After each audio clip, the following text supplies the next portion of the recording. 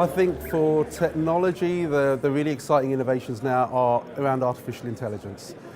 I think the impact that's going to have on businesses is going to be, it's going to be like the Industrial Revolution again. You know, it's going to be about discovering things that we didn't even know were there. And I'm starting to see the first use cases being put around now, and that's really the exciting stuff. It's a long way before we can have general intelligence, you know, a computer you can talk to and understands the context and everything. But in really tight spaces like, you know, healthcare, around financial services, around retail and hospitality, where I spend a lot of my time, it's really a race to get AI now. You know, and we're trying to build the data points that the AI can then ingest and find these meaningful patterns. Patterns that we don't even know exist today. I think the innovation culture question is a good one, because what typically happens, and I was at a big innovation summit in Germany just the other week, is a lot of organizations realize they have innovation as an issue.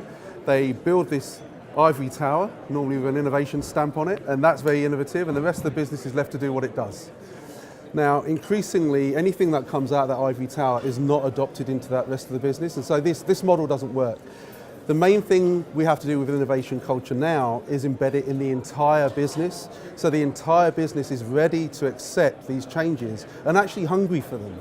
You know, and that's, you know, you need to have a lot of the things I spoke about in there. You need to have a mission that excites people, that's bigger than the risk of losing their jobs, and that will actually get them, you know, they won't work 9 to 5, they'll work 24/7 when they're on that, and that's going to make the difference. I spoke about in there, most people treat their workforce as workers with the job they have today. They give them the tools for the job they have today. They've given KPIs around the job they have today.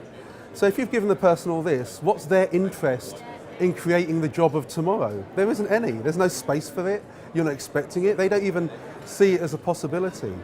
So for me now, you need to drive that outwards, and you need to give people, they need to see things, they need to feel things that are bigger than their job today. And if you go to places like Glassdoor.com, where people review employers, you'll often see on there people saying, oh, I had this great idea, but no one gets listened to here. It's everywhere. You know, organizations are busting with good ideas, busting with innovation. What we need to do is now really find the ways that people are allowed to do it, and not even allowed to do it, are encouraged to do it. Because at the moment, a lot of organizations say they want it, but they don't really want it. Even the chief exec doesn't really want it because it's a headache, right? How do I now operationalize all this stuff, you know, and turn this into a value proposition? Oh, you know. But you have to do it, because if you don't, someone else is. And the market, you know, we saw some numbers on how quickly organizations are failing now compared to the past, and that's set to continue.